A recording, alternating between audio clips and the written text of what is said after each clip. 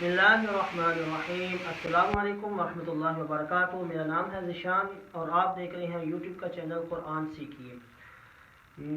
मुअज़्ज़ज़ सामीन कराम, हमने अपनी पहली वीडियो में मखारज के मुतालिक सीखा था। उसके अंदर हमने 3 मखरज सीखे थे, जिसके अंदर हल्की मखरज, शफवी मखरज, जोफी मखरज आता था। हल्की मखरज के अंदर जो 6 हरूफ थे, इसी तरह जोफी मखरज के अंदर 3 हरूफ थे और शफवी मखरज के अंदर जो है वो 4 हरूफ थे। मैं इसका लिंक डिस्क्रिप्शन में दे दूंगा, आप इस वीडियो को वहां से जाकर देख लीजिएगा। आज हम जिस टॉपिक के ऊपर बात करेंगे वो है लिसानी मखरज।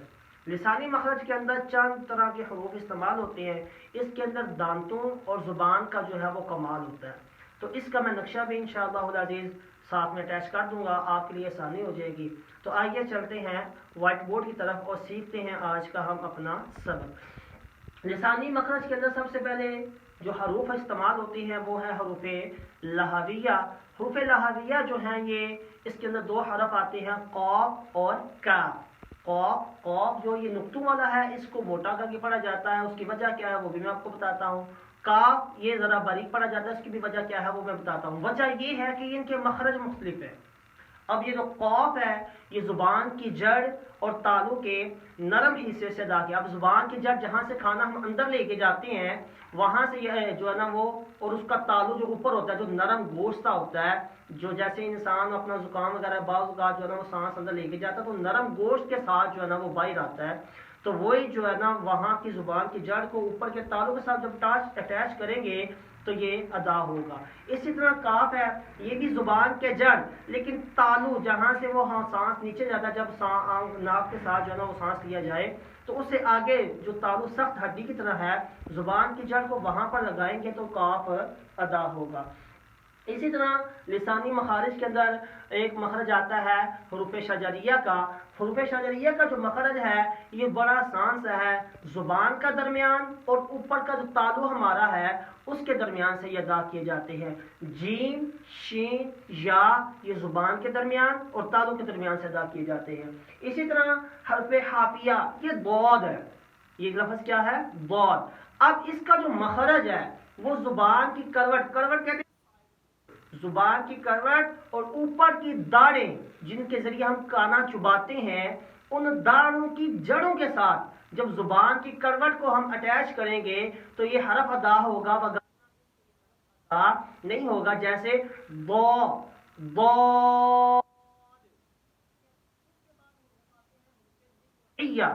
दाल, ता और जो है ये जुबान की नोक और ऊपर के दांतों की जड़ से अदा होते हैं। हरूफ नितइया जुबान की नोक और ऊपर के दांतों की जड़ से अदा किए जाते हैं।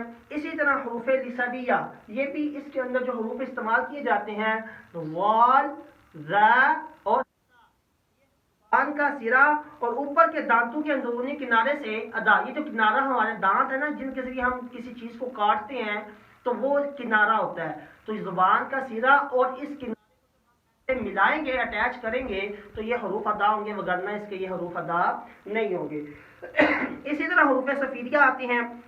हरूफ सफीरिया ये जुबान की नोक और दोनों दांतों के अंदरूनी किनारे से अदा। जुबान की नोक और दोनों दांतों, ये हमारे जो सामने वाले दांत है इनका जो अंदरूनी किनारा, जैसे ये दांत है मिसाल ये सामने आपको नजर आ रहा है, ये जो इनका अंदरूनी किनारा है ये बाहर वाला किनारा है और ये अंदर वाला किनारा है। तो ये जुबान की जो है ना नोक को हम जब इसके साथ अटैच करेंगे तो हरूफ सफीरिया जा, सीन और सौद ये अदा होंगे।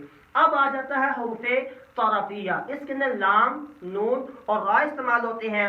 लाम जो है ये जुबान का किनारा और दवाहिक कहते हैं जब हम मुस्कुराते हैं, हंसने में हमारे जितने दांत नजर आते हैं वहां तक जो है ना वो हमारे दांत जो है ना वो दवाहिक इस्तेमाल किए जाते हैं, उनको कहा जाता है। दवाहिक का मतलब हंसने में जो दांत नजर आते हैं। तो ये जुबान का किनारा और दवाहिक से सनाया तक, यानी जो सामने वाले दांत है हमारे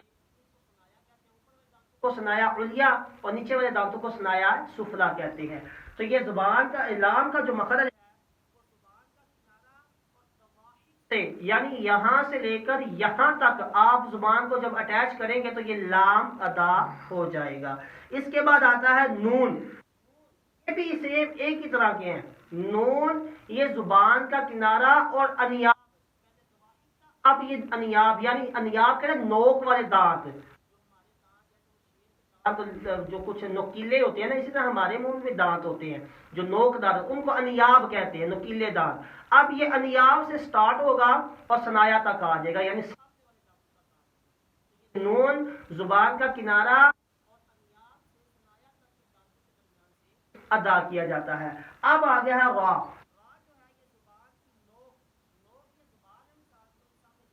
یہ سرا ہے اور یہ سائڈیں جو ہوتی ہیں نا، یہ نوکیں ہوتی ہیں، تو زبان کی نوک اور اوپر کے دانتوں کی جڑ سے ادا ہوتے ہیں، زبان کی نوک اور اوپر کے جو دانت یعنی جو سامنے والے ہمارے دانت ہے، جڑ ہے، وہاں سے جب ہم ان کو لگائیں گے تو یہ ادا ہوگا، وگرنہ جو ہے یہ ادا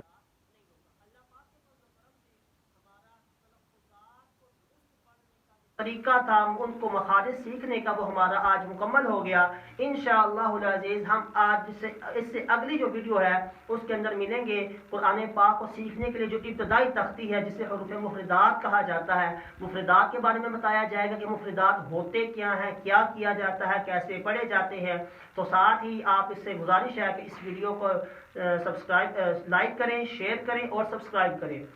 دعاؤں میں یاد رکھیے گا، آپ کا پیارا